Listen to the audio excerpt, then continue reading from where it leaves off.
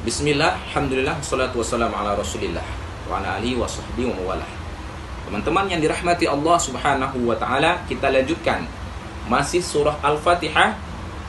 Kemarin sudah kita sampaikan ayat pertama dan ayat kedua, yaitu kita ulangi. Bismillahirrahmanirrahim. Alhamdulillahi Rabbil alamin.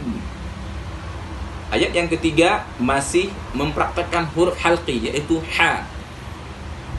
Ar-Rahmanir-Rahim.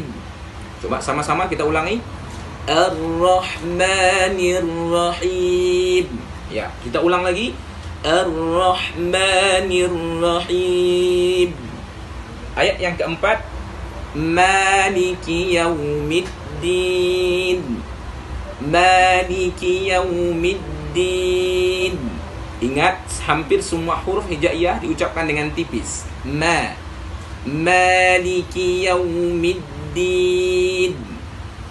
Kita akan lanjutkan pada ayat berikutnya setelah